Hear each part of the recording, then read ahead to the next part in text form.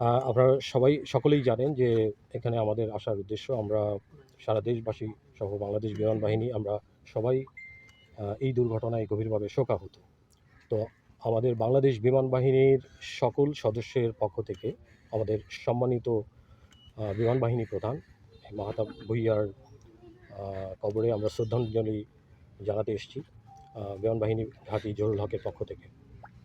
So আমরা দোয়া করছি, সারা দেশবাসী দোয়া করছে যে আমরা যেন এই শোক থেকে কাটিয়ে উঠতে পারি। আমরা মাহতাব ভূঁইয়ার শোক সন্তপ্ত পরিবারের প্রতি সমবেদনা জানাচ্ছি এবং যারা আহত হয়ে এখনও হাসপাতালে আছেন তারা যেন দ্রুত আরোগ্য লাভ করেন সেজন্য আমরা দোয়া প্রার্থনা করছি।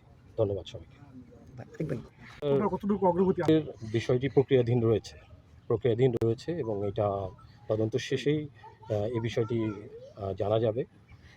আপনারা আইএসপিআর এর মাধ্যমে এই বিষয়গুলো জানতে পারবেন।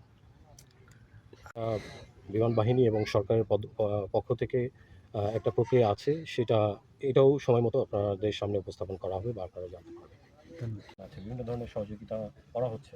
এই উদ্ধার কার্যক্রম থেকে শুরু করে সব ধরনের কার্যক্রম কিন্তু পরিচালনা করা হচ্ছে। চিকিৎসা এবং অন্যান্য যে কার্যক্রমগুলো সেগুলো কিন্তু পরিচালনা করা হচ্ছে। আমরা তো দেখেছি যে সারা বাংলাদেশ থেকে মানুষ যেভাবে মাহাতাবের নাম ধরে ধরে দোয়া করেছে। আমার কাছে এই কয়েকদিনে যে হাই প্রোফাইলের অনেক মানুষ আমাকে ফোন দিয়ে সান্ত্বনা দিয়েছে।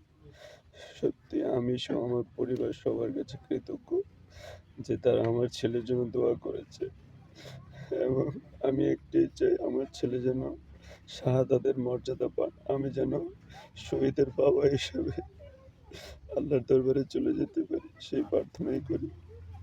আমার আর কিছু বলার নেই। আমার ছেলের জন্য সবাই